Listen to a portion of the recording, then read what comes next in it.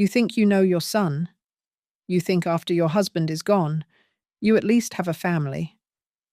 I thought I was building my life for my boy. I spent 30 years creating everything from nothing. Until one Tuesday at the bank, I learned I wasn't just building it for him. I was building it for the secret wife he just married. The woman already trying to put her name on everything I own. My name is Eleanor Vance. I'm 58 years old, a widow, and I took early retirement from my executive-level job at Apex Solutions, a tech consulting firm I helped build. I was at my neighborhood bank, the Chase branch in Lincoln Park, on that damp Tuesday.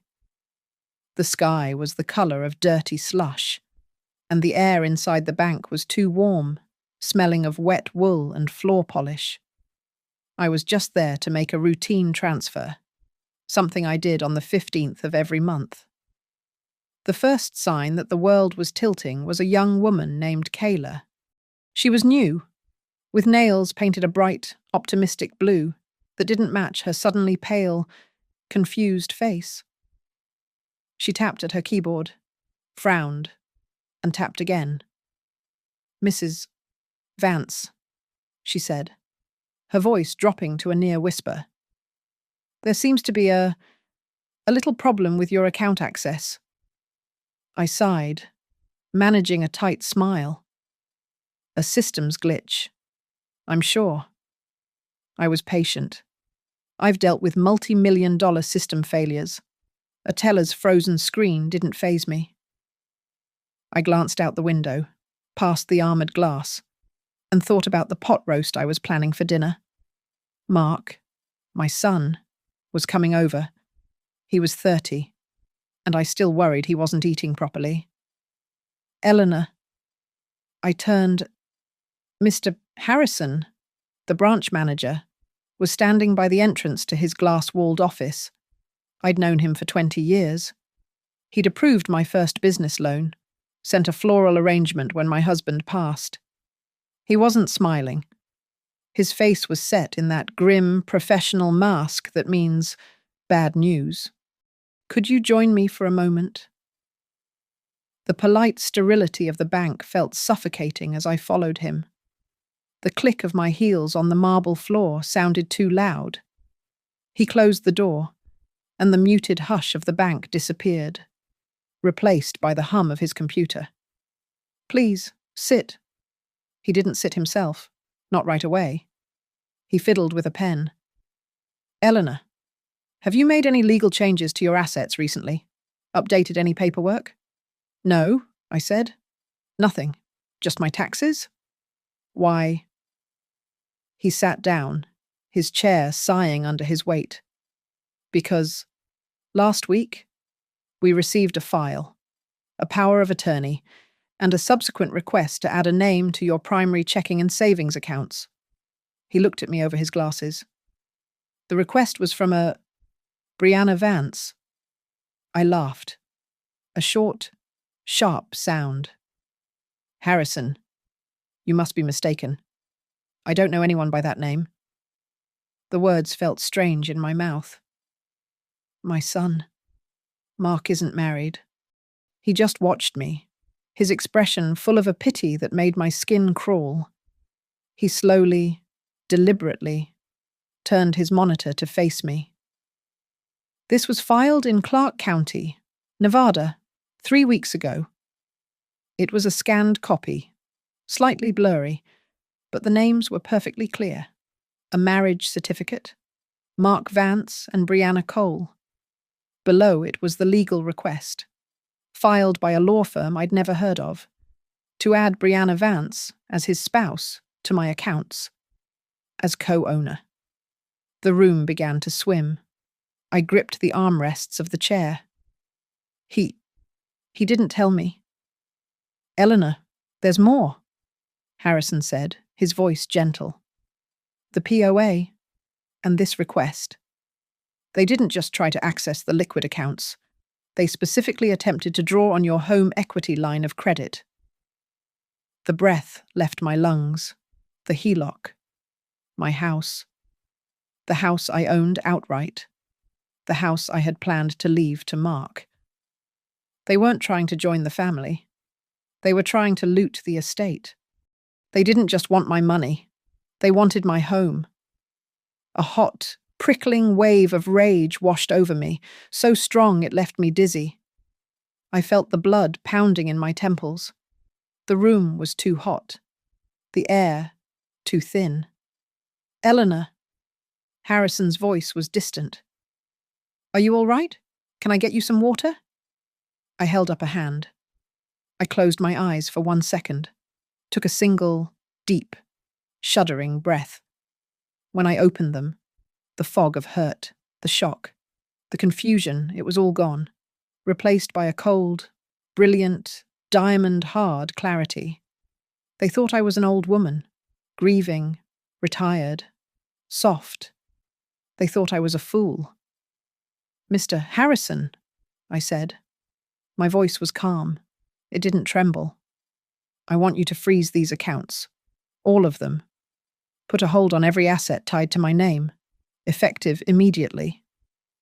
He nodded, his fingers already flying on the keyboard. "Done." "Good." I stood up, my back straight.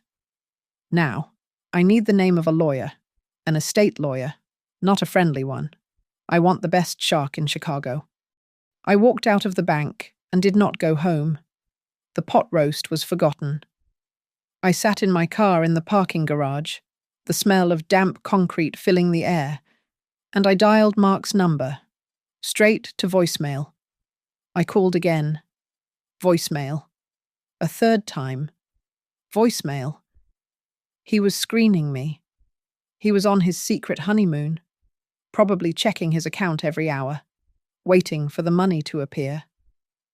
The pain that had clenched my chest just moments before didn't fade. It crystallized. It turned from a fragile, broken thing into a weapon. My next call was to the number Harrison had scribbled on his business card. Sarah Jenkins. Her office was in the Loop, all glass and steel. I was there in 20 minutes. Sarah was in her late 40s, dressed in a severe grey suit, with an office that overlooked the river. She didn't offer sympathy. She offered a pen and a notepad. "Tell me everything," she said. I did. It took less than 10 minutes. She listened, her face impassive, only nodding. "The marriage certificate is real," she said when I finished. "But the power of attorney is almost certainly fraudulent, either a forgery or signed under duress, though that's harder to prove.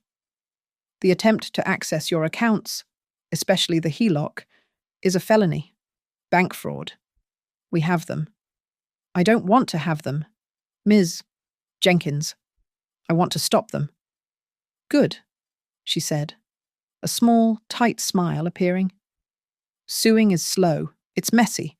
They'll countersue. They'll drag it out. We don't sue yet. We cut them off." She laid out the plan. It was brutal. It was beautiful. "Your son is currently residing in your home. Correct, the brownstone in Lincoln Park?" "Yes," I said. "He lives there." "Not for long." Step 1. We left her office and went straight to the Cook County Recorder of Deeds. In 35 minutes, I had signed a quitclaim deed. I, Eleanor Vance, transferred ownership of the brownstone, which I owned free and clear, from my name to the Eleanor Vance Irrevocable Trust. Step 2. The beneficiary. "Who do you trust?" "Eleanor," Sarah asked me. Implicitly, I thought for a moment. "My sister, Diane. She's a teacher in Oregon." The paperwork was drawn up. The sole beneficiary of the trust was Diane, with a specific clause, written in cold, clear legal language, explicitly excluding Mark Vance from any present or future benefit. Step 3. The money. We went back to a different branch of my bank, this time with Sarah at my side. I met with a private banker. I liquidated 2 large yield portfolios, and transferred every liquid asset I possessed, my retirement savings, my stocks, my emergency funds, into the new trust. The only thing I left was $500 in the checking account they had tried to access. Let them fight over crumbs. Step 4. The locks. Sarah made the call. A private, bonded security firm. We need a full residential lock replacement and system update. Now. They met me at the brownstone at 4 o'clock. Mark's car was gone. Of course it was.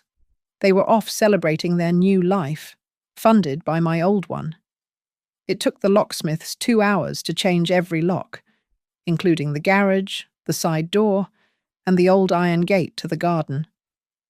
They installed a new alarm system, the code known only to me. Step 5. The evidence. Go inside, Sarah had advised me. Go into his room. You are the owner of the house. It is not a violation of his privacy. Find out what we're dealing with. I stepped into my house. It felt different. Colder. I went upstairs to the 3rd floor, to Mark's old room. It was messy, but the mess was new. Women's clothes were mixed with his. An empty champagne bottle sat on the dresser. I opened his desk drawer. It wasn't hard to find. They were arrogant. They were sloppy. A stack of red-stamped envelopes, bills, all addressed to Brianna Cole at an apartment in River North. And then, slipped inside a folder labeled wedding printouts from various Las Vegas casinos, statements of debt, markers. She owed over $80,000. This wasn't a marriage. It was a buyout. Mark wasn't in love. He was a co-conspirator, trying to pay his new wife's gambling debts with my house. I felt nothing. No, that's a lie. I felt a profound, freezing calm. I took pictures of everything with my phone. My last act was a formality. I took the legal notice Sarah had printed for me, a 30-day eviction notice, posted on behalf of the trust, and I taped it squarely to the new, freshly rekeyed, solid oak front door. I went to a hotel. Not just any hotel. I checked into a suite at the Peninsula. I was done. The fortress was rebuilt. The gates were locked. Now, I would just wait for the enemy to realize they were on the outside. 3 days passed. I did not spend them weeping. I spent them at the Peninsula, in a suite overlooking the water tower. I slept for 8 straight hours, the first time in years. I ordered lobster thermidor from room service and charged it to the new account that only I controlled. I was disengaging, one thread at a time, from the person I used to be. The pain was still there, a hard knot in my chest. But it was no longer grief. It was fuel. I was simply waiting for the inevitable. On the 3rd night, Friday, my phone buzzed on the marble nightstand. It was not a call. It was a notification from the new security app I'd had installed. Alert, 8:17 p.m. Failed key entry at front door. A minute later, alert, 8:18 p.m. Failed key entry at front door. They were home from their honeymoon, trying to use the keys that were now useless pieces of metal.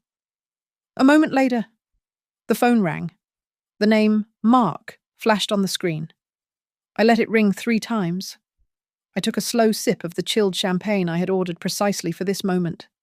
Then, I answered. I said nothing.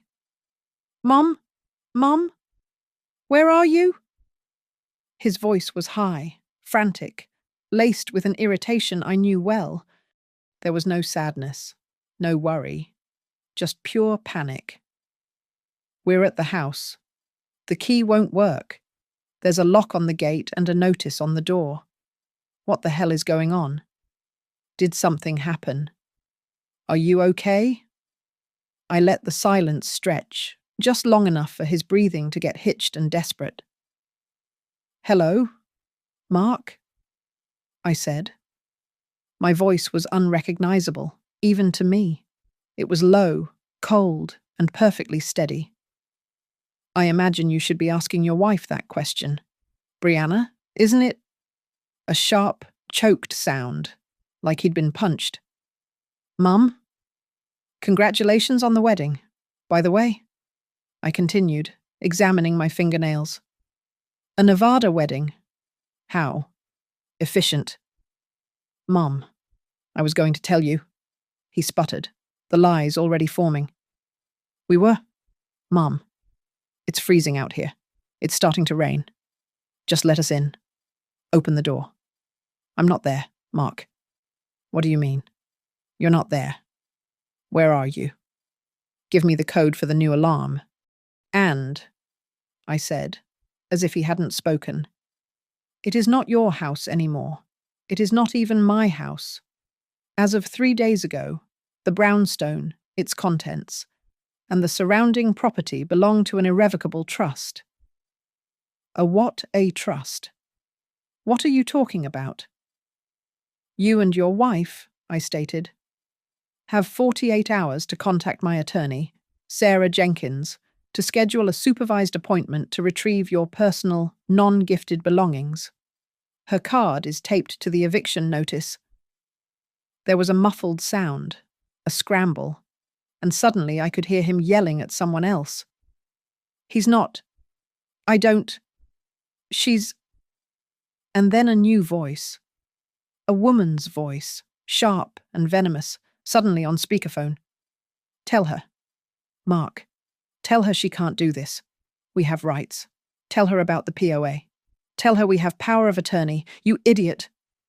A small laugh escaped my lips. It was a dry, ugly sound. Ah, Brianna. I'm so glad you joined the call. She was silent. You mean the fraudulent power of attorney? I asked, keeping my voice light. The one you filed with my bank, forged or not. My lawyer and the Cook County District Attorney's Office are very, very interested in discussing that document with you. Attempted fraud against the elderly. Bank fraud. Those are felonies. Dead. Silence. The only sound on the line was the wet Chicago wind. The bravado. The panic.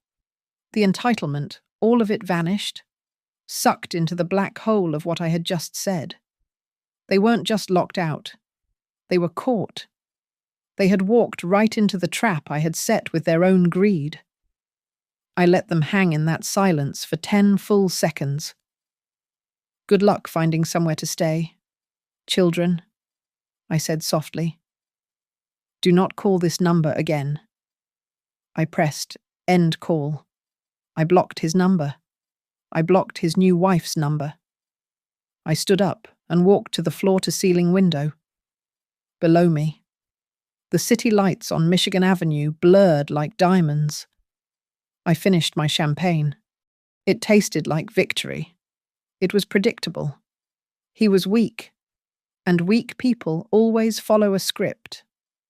The next morning, I was in the hotel's lobby. The lobby. A grand, quiet space where people spoke in hushed tones over $500 afternoon tea. I was drinking black coffee. He must have guessed I'd be somewhere like this. Somewhere I felt safe. He didn't see me at first. He burst through the revolving doors, his hair wet from the rain, his coat rumpled. He hadn't shaved. He looked frantic, his eyes scanning the room, landing on me. Relief washed over his face, quickly replaced by a practiced, crumbling despair. Brianna was not with him. This was the good son performance. Act 1. He rushed over, nearly tripping on a priceless rug, and collapsed into the velvet chair opposite me. Mum. Thank God. He reached for my hand. I moved it to lift my coffee cup. Mark, I said. It was not a greeting. Mum, please, he whispered, leaning forward.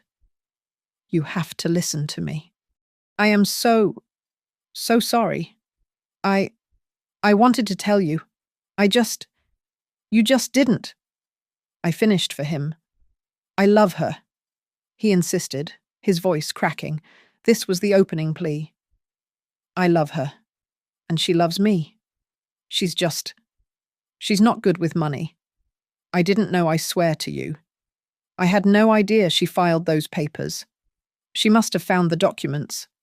She thought she was helping.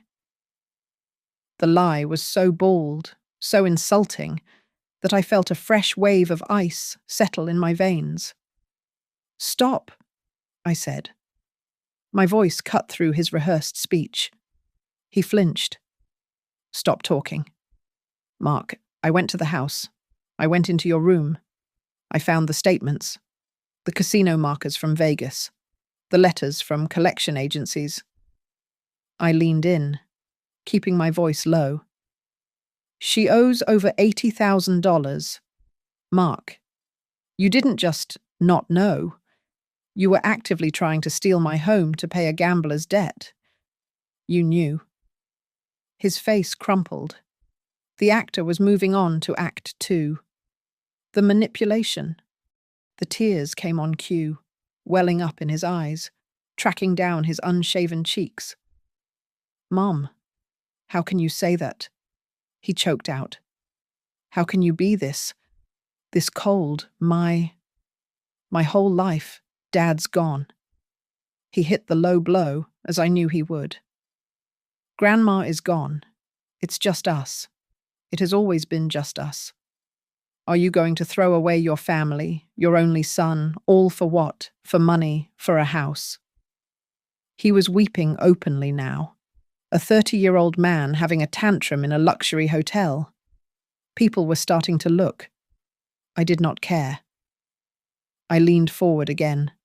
So close he had to stop sobbing to meet my eyes. No, Mark. I am not throwing away my family for money. I let the sentence hang in the air. You threw me away for Brianna's money. You made a conscious decision. You chose to betray the person who gave you everything, for a woman who has nothing but debt. You chose. Now, you will live with that choice. The tears stopped, as if by a switch. The desperation was real now. The mask was off. But where will we go? What are we supposed to do? My credit cards, they're not working. They're all locked. I know, I said. I reported them stolen. Brianna tried to use one at a gas station. When a criminal tries to access your accounts, you lock down all associated assets. That's just smart planning. Mum, you can't. We're homeless. That is the consequence of your actions. I reached into my purse. For a second, a flicker of hope lit his eyes.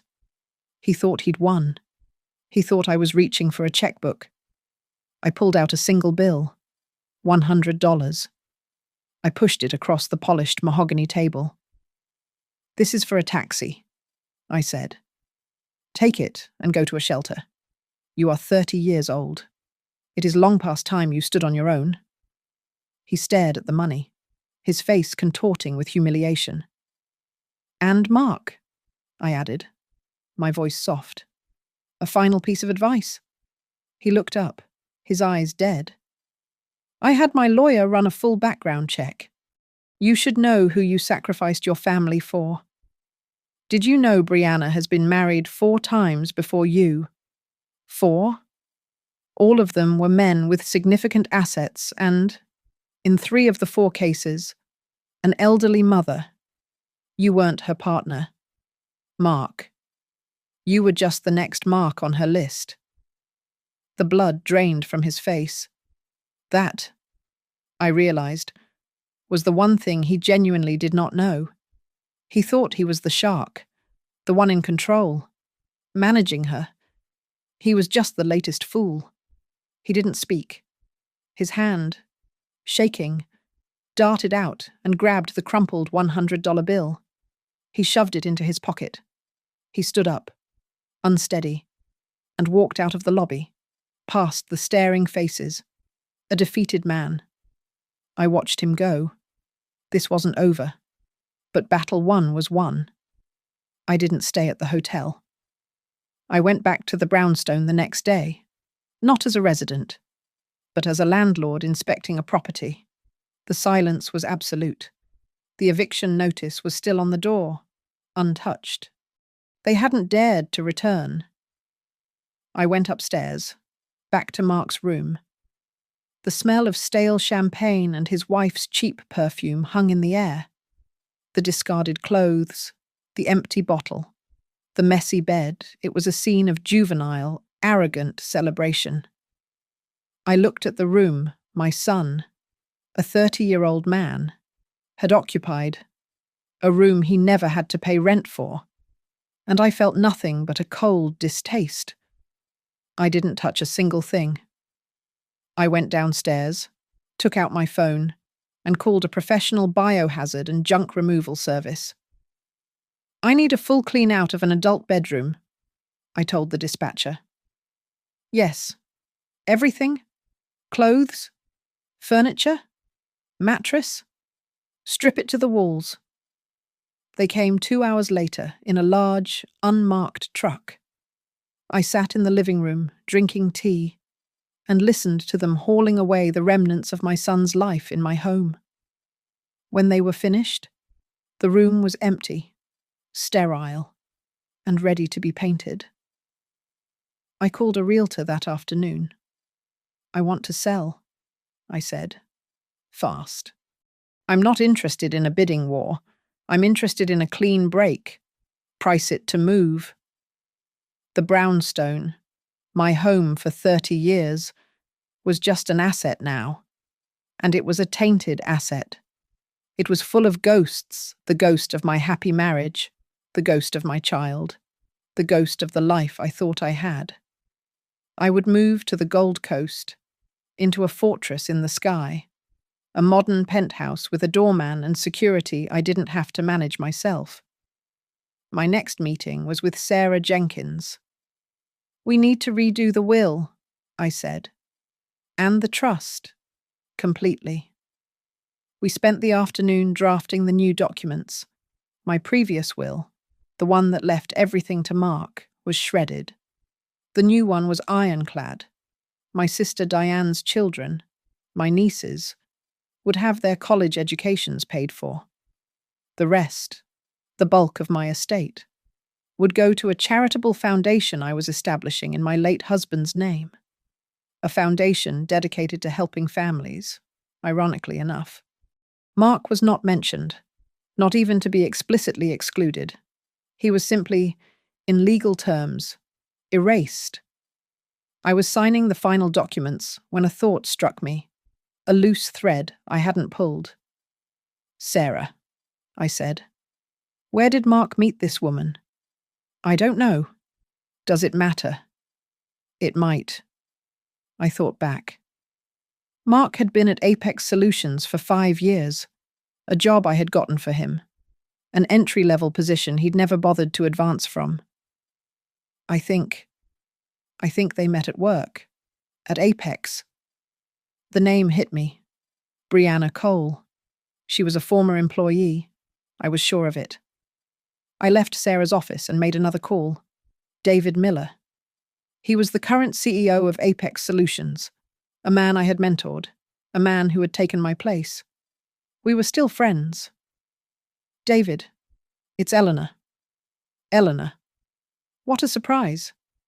How's retirement? It's busy, I said. David, I need a favor, and it's a sensitive one. It has to be off the record, from one executive to another.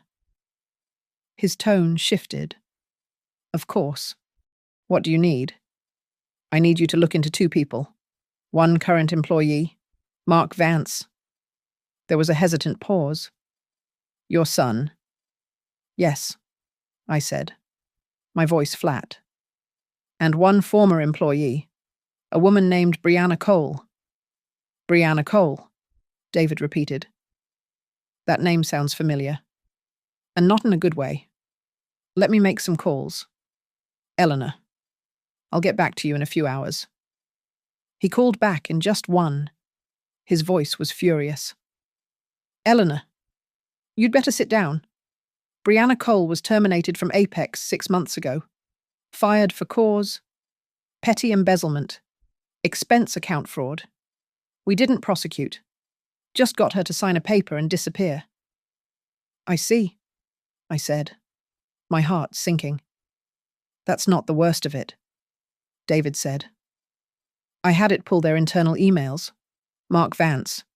He was involved. He helped her cover it up for months. But Eleanor, after she was fired, they stayed in contact. He was using his company email address. I held my breath. To do what? David. To talk to her new lawyers? To discuss her legal strategy? He sent them PDFs. Eleanor? Scans of what looked like your personal financial documents? He was asking questions about spousal rights and undue influence and gaining access to a parent's estate. He had used his company's resources to plan his attack on me. David? He's suspended. David cut me off, his voice like flint. Effective immediately, pending a full internal investigation for gross misuse of company property and violations of his employment contract. He's done at Apex. Eleanor, I'm so sorry. Don't be, I said. You did me a great service. I hung up the phone and felt a profound sense of lightness. I hadn't just taken back my house. I hadn't just secured my money. I had just dismantled his entire support structure. He had no home, no access to money, and now, no job. I picked up the phone one last time. I dialed my sister in Oregon. Diane. Eleanor, is everything okay? Not really, I said.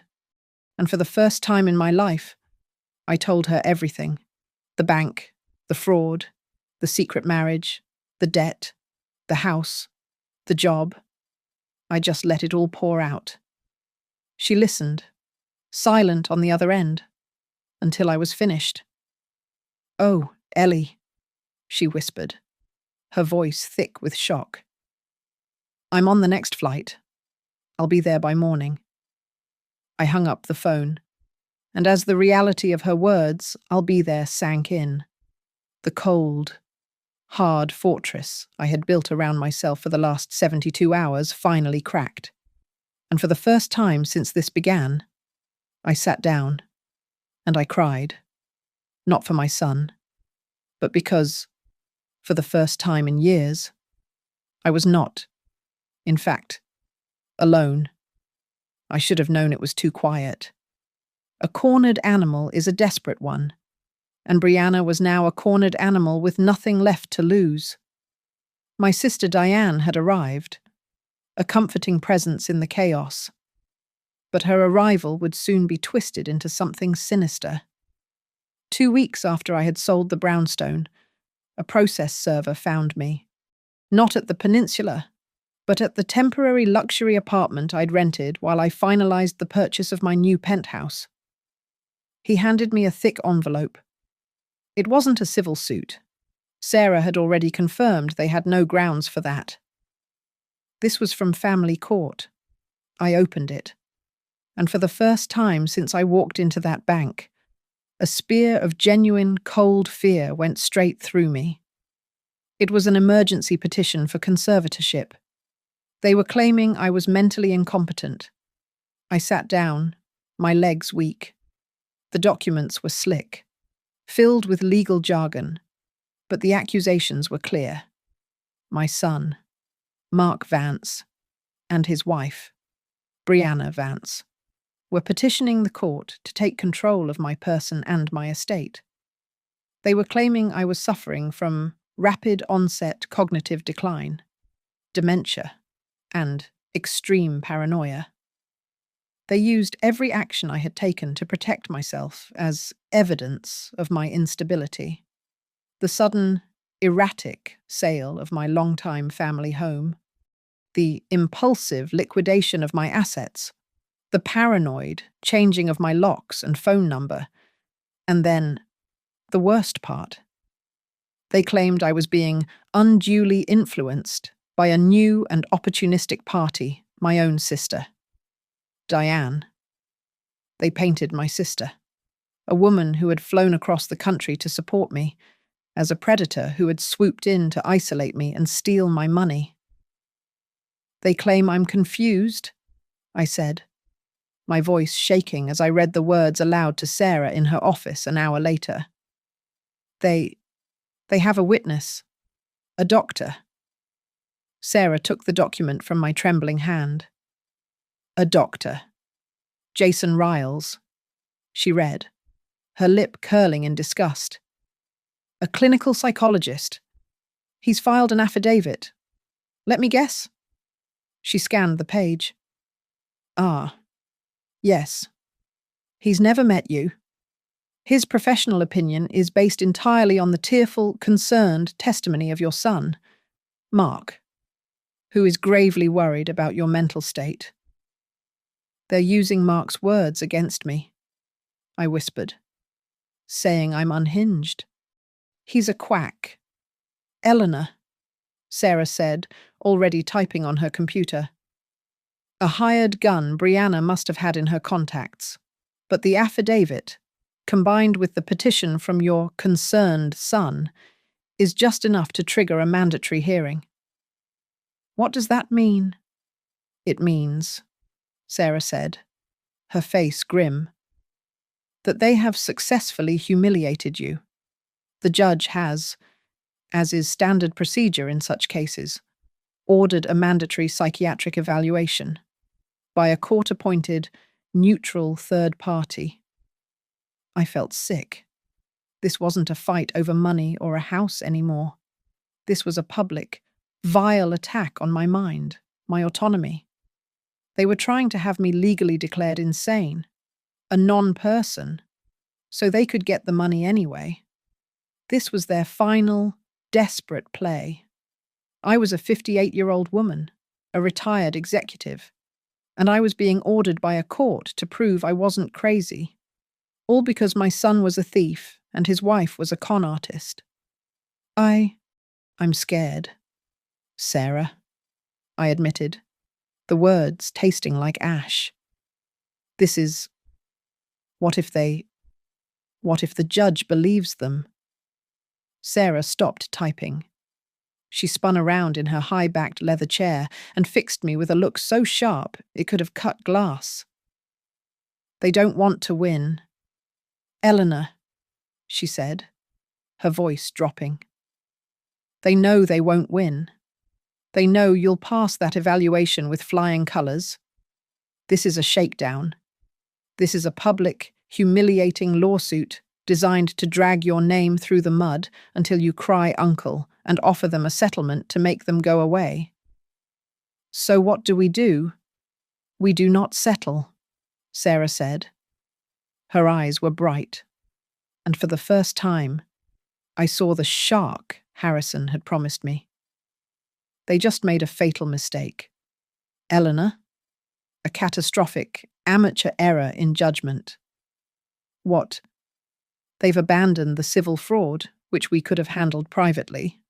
Instead, they've filed in family court. They have petitioned a judge. They have filed fraudulent, slanderous affidavits. They have brought their lies, their conspiracies, and their fake doctor into a court of law, on the official record. She smiled. It was not a nice smile. They just handed us a stage, a judge, and a court reporter. We are no longer just defending you. We are going on the offensive, and we are going to use the truth to bury them so deep. They will never crawl out. The first step was the humiliation, the court-ordered psychiatric evaluation. I went alone, declining Sarah's offer to accompany me.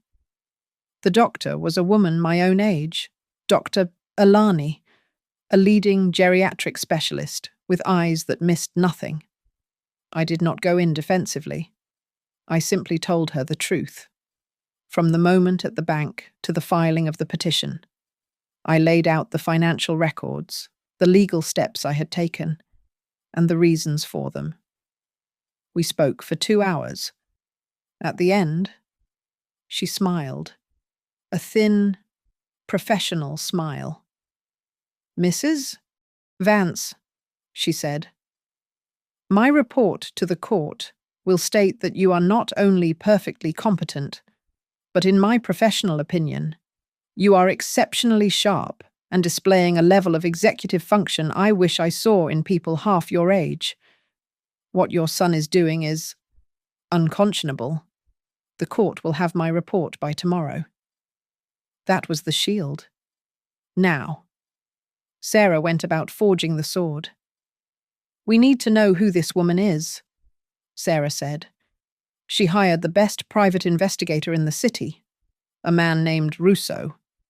He was a cliché-attired, cynical ex-Chicago police detective who wore a trench coat in all weather and looked like he hadn't slept since 1995. But his reputation was stellar. He started with Brianna. "I'm not interested in her high school yearbook," Sarah instructed him. "I'm interested in her arrests, her debts, and her other marriages." Russo's report came back in 48 hours. It was worse than we thought. "She's not just a gambler, Mrs. Vance," Russo said, his voice a gravelly monotone as he sat in Sarah's office. "She's a predator." My analysis of her 4 previous marriages was correct, but Russo had found something Sarah hadn't. She has an active warrant, out of Sarasota, Florida, for felony elder fraud. She befriended a man, 80 years old, got him to sign over his house, and drained his accounts. The family pressed charges, but she skipped bail and fled the state. That's when she landed in Chicago and, 6 months later, met your son. My sister Diane, who was at the meeting, put her hand over her mouth. "And it gets better," Russo said. He'd also been digging into the Apex connection. "The CEO, David Miller, has been very cooperative." He slid a thin file across the desk. "I cross-referenced the timelines. Brianna's embezzlement at Apex wasn't a secret your son discovered. He was an active participant. He helped her fudge the numbers, reroute the expenses. He was in on it. And the emails we got, they show the quid pro quo." "The what?" I asked. "This for that," Russo translated. "The emails show him agreeing to help fix her money trouble at Apex. In exchange, she was going to use her experience to help him solve his own financial problem. The room was silent. He hadn't just been covering for a woman he loved. He had been an active conspirator in a financial crime, and his pay for that crime was to have her help him defraud his own mother. "Is there more?" Sarah asked, her voice tight. "Oh, yeah," Russo said. He pulled out a small digital audio recorder. "She's sloppy, arrogant. She likes to brag." He pressed play. A bar. Loud music. And then Brianna's voice, high-pitched and slurred with alcohol, but unmistakably hers. "Total pushover. Mark. He's so wrapped around my finger it's pathetic. Just needs a little crying. And he'll sign anything to use against his senile old mom." A friend laughed. "Oh, yeah," Brianna continued. "Just wait. I'm about to cash in. We're talking a multi-million-dollar whale, and she's practically begging me to take it." Russo pressed stop. The silence that filled the room was heavy, toxic. While Russo had been digging in the dirt, Sarah had been gathering our allies, Mr. Harrison, the bank manager, had already given a sworn affidavit and volunteered to appear in court to testify to my immediate, decisive, and highly logical behavior on the day I discovered the fraud. David, the CEO of Apex, had also provided a full, unredacted, and legally certified copy of Mark and Brianna's entire internal email history, along with the details of Brianna's embezzlement. He was also on the witness list. We all sat in Sarah's conference room. My sister Diane, Sarah, and Russo. The reports, the emails, the Florida arrest warrant, the audio recording, and the glowing psychiatric evaluation were all spread out on the polished table. This was the ammunition, all of it. So, Sarah said, folding her hands, we have everything. They are walking into that hearing asking for a conservatorship, believing the worst-case scenario is that the judge says no. She looked at me, a wolf's smile on her face. They have no idea what's coming. We are not going in there to dismiss their petition. We are going in there to end this. We are going to hand-deliver them to the district attorney. The family courtroom was beige and smelled faintly of disinfectant and old coffee. It felt like a place of quiet desperation. Mark and Brianna walked in like they owned it. They had a lawyer with them, a man in a polyester suit that was too tight, who looked like he advertised on bus benches. He was smiling. They were smiling. They looked at me, sitting in the front row with Sarah and Diane, and their expressions were a perfect, practiced blend of pity and concern. They were brimming with the obnoxious confidence of people who have always gotten their way. Their lawyer clearly thought this was a simple case, a worried, loving son fighting to save his addled old mother from herself and her scheming sister. We are here on the petition of Mr. Mark Vance, the judge. A formidable older woman named Judge Maria Flores began, requesting an emergency conservatorship over his mother, Eleanor Vance. Their lawyer, Mr. Glass, started. He called Mark to the stand.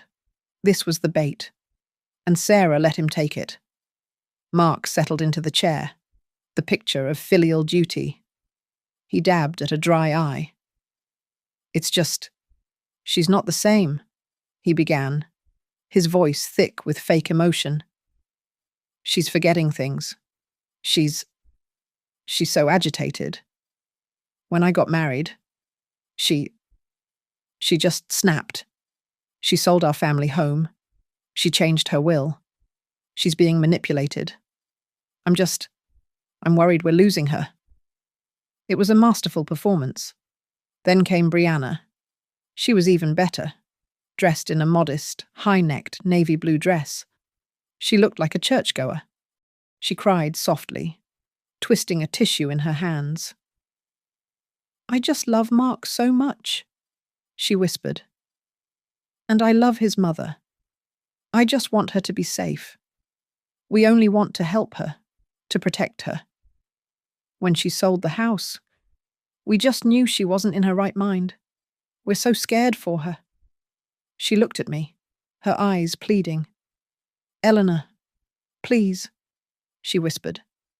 We love you. Judge Flores looked at the two of them, her face an unreadable mask. Thank you, Ms. Jenkins, your witnesses. Thank you, Your Honor, Sarah said, standing up. She was all sharp angles and quiet authority. The defense calls our first witness, Dr. Evelyn Alani. A small flicker of confusion crossed Brianna's face. Their lawyer, Glass, looked at his notes. Dr. Alani took the stand. Dr. Alani, Sarah began. You are the geriatric specialist appointed by this very court to evaluate Mrs. Vance's mental competency. Are you not? I am. And what was the conclusion of your evaluation? That Mrs. Eleanor Vance is not only fully competent, but demonstrates exceptionally high executive function. She is clear, concise, logical, and under no one's influence. She is, in my professional opinion, one of the sharpest 58-year-old minds I have had the pleasure of evaluating. The blood visibly drained from Brianna's face. Glass started shuffling his papers. "No further questions," Sarah said. "The defense now calls Mr. Thomas Harrison." Harrison, the bank manager, took the stand. He was steady, professional, and radiated quiet integrity. "Mr. Harrison," Sarah said, "please describe your interaction with Mrs. Vance on the 15th of last month." Harrison calmly, clearly, and in damning detail, recounted the entire conversation, the discovery of the forged POA, the attempt to add Brianna to the accounts, and the specific request to access the home equity line of credit. "And what was Mrs. Vance's reaction when she learned of this?" "She was shocked," Harrison said. "Then, she was decisive. She immediately ordered a freeze on all assets to protect herself from the fraud. She was the definition of lucid." Glass was on his feet. "Objection, fraud. This is speculation. Overruled." Judge Flores snapped, her eyes narrowing. "It is testimony to a direct observation. Sit down, Mr. Glass." "The defense calls David Miller, CEO of Apex Solutions." David walked in, his suit worth more than Glass's entire legal education. He looked furious. David proceeded to present, under oath, the internal investigation, the embezzlement by Brianna, the active, documented conspiracy by Mark, using his company email to defraud his own mother. "Objection!" Glass shrieked, jumping up. "This is a family court. This is irrelevant. It's prejudicial." "It is highly relevant. Counsel!" Judge Flores thundered, leaning forward in her seat. "It speaks directly to the motives of the petitioner. I want to hear all of this. Your objection is overruled.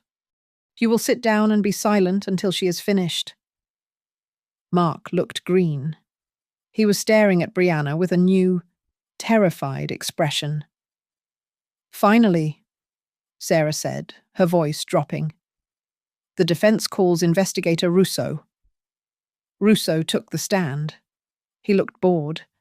He recited his credentials, and then Sarah led him through the evidence.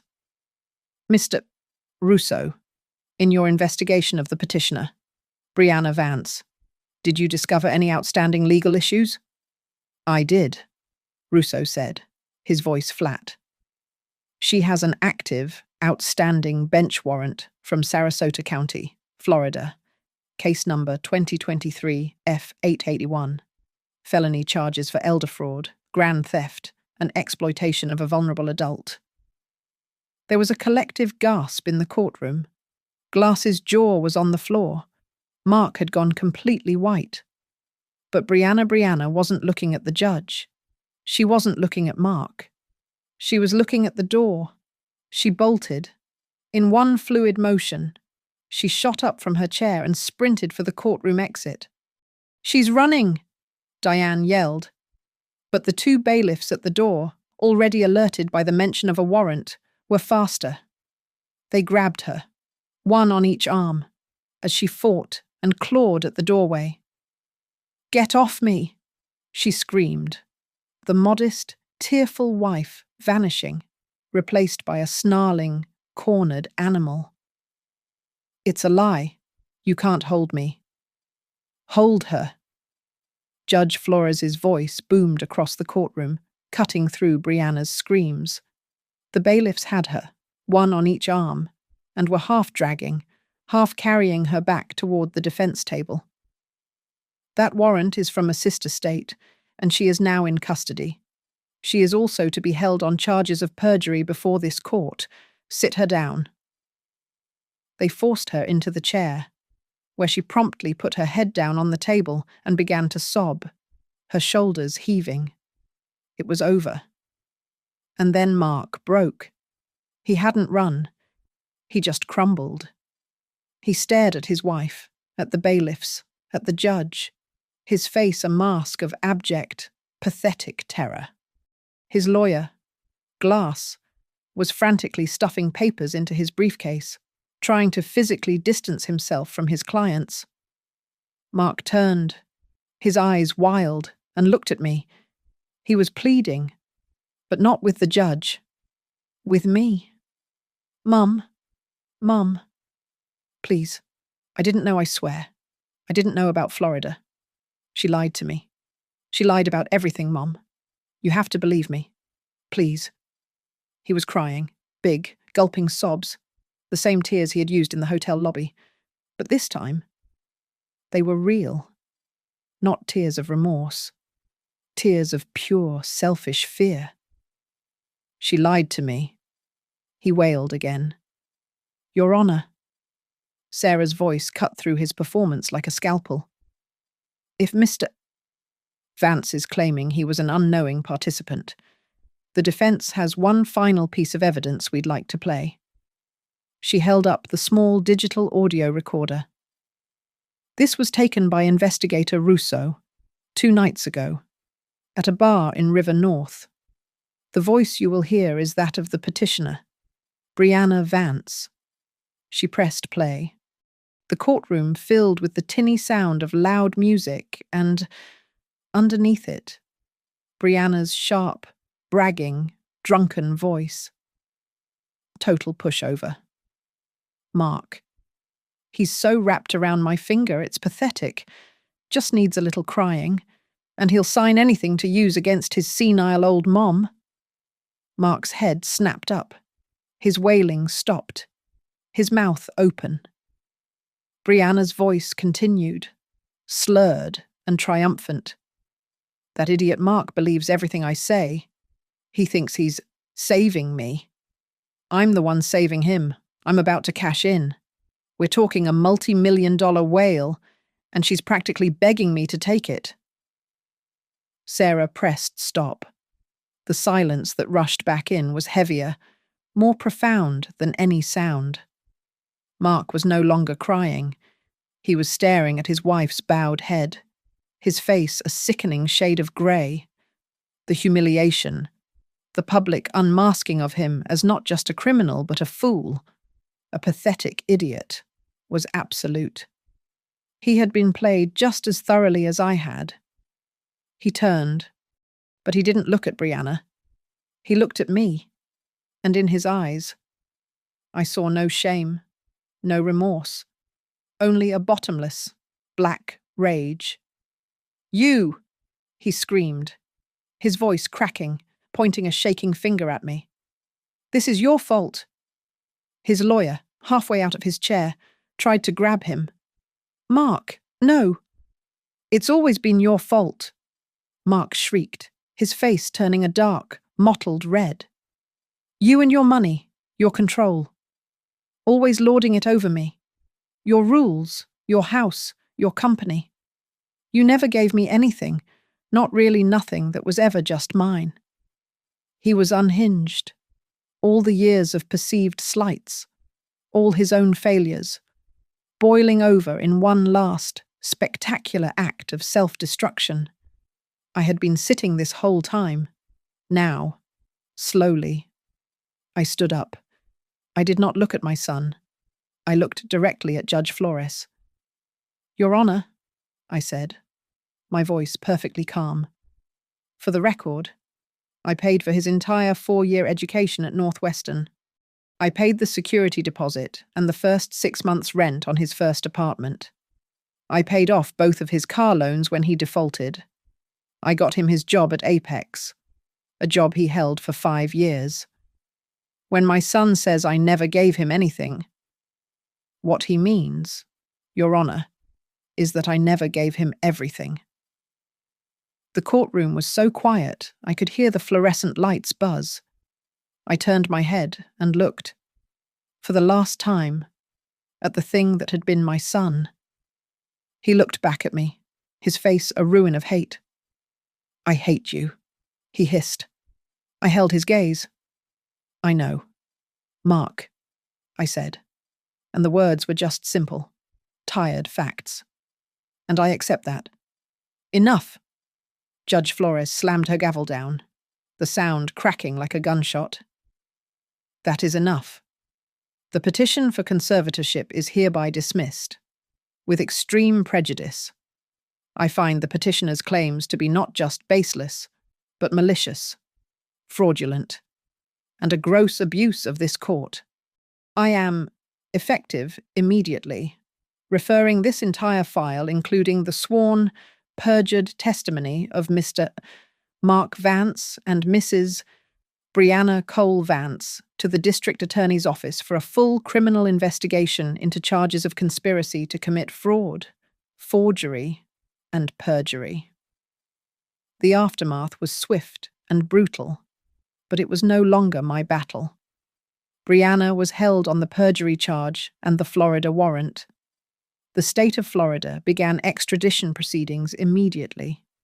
She was a con artist who had finally run out of marks. Between the old charges in Sarasota and the new ones in Illinois for fraud and perjury, she was facing years in prison.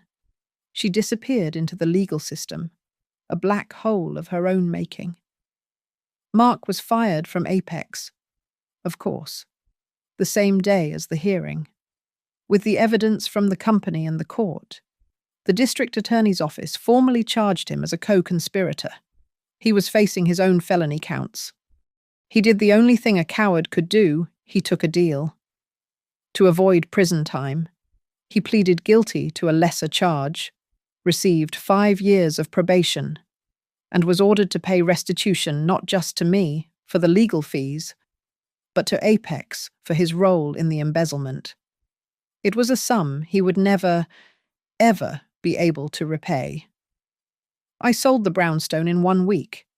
I took the first clean, all-cash offer that came in, not even bothering to negotiate.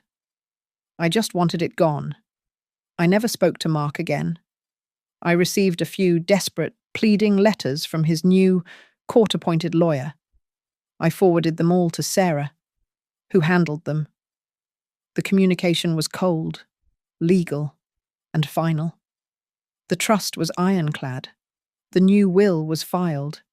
He was, in every way that mattered, gone from my life. 6 months passed. I stood in my new home, a penthouse, high on the Gold Coast, wrapped in glass.